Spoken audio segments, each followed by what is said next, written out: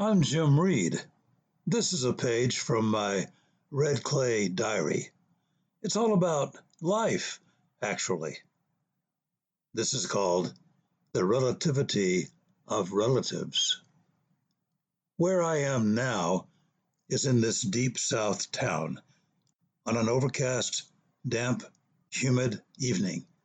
It's the place to be. Even when it's cold and wet, even when it's dry and steamy, this is the place I want to be. This is the place I have chosen to live.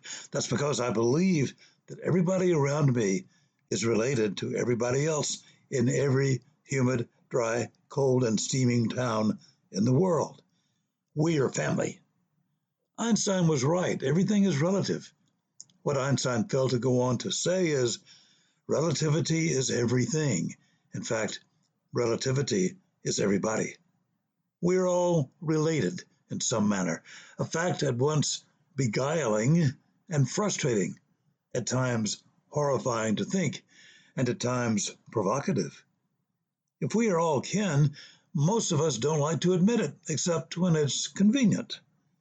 Lots of us humans like to go on and on about how we've traced our roots all the way back to somebody famous way back when. Notice the farthest back relative is always a historical figure. Not only am I a descendant of that notorious being, I am also descended from the 41st second cousin of a blacksmith's assistant nobody ever heard of. I'd like to know more about him or her. We all share common ancestry. And you have to believe that, whether you're an evolutionist or a religionist. So, if we're all in the same family, why do we sometimes treat cousins and sisters and offspring different from neighbors, foreigners, and aliens? Why is my lineage so much more interesting than yours? It's not only a small world, it's a world interwoven with genes and bloodlines and ancestries.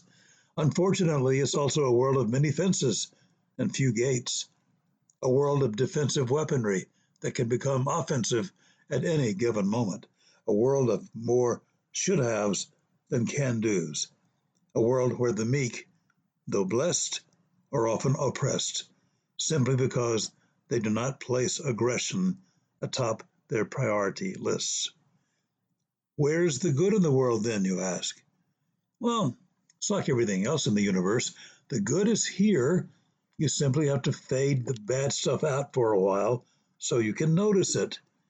An audience laughing at the same humor is sharing a commonality that transcends the petty differences of the moment.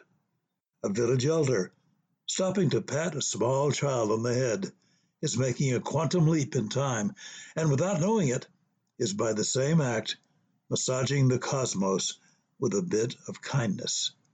A firefighter who suddenly and without thinking risks life and limb to save the life of someone who in normal situations wouldn't seem worth the extension of a cordial greeting is unconsciously affirming the fragile but extensive thread of hope that cobwebs the world and makes itself available at the strangest times. It's out there, the goodness. It's out there, the fact that we are all cousins. It's not only out there, it's right here, in the village of everybody.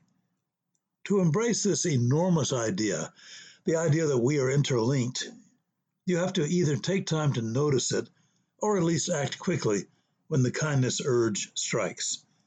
Do it fast and well so that you won't have to take time to figure out why you should not be doing something so wimpy as generating an unconditional act of sweetness.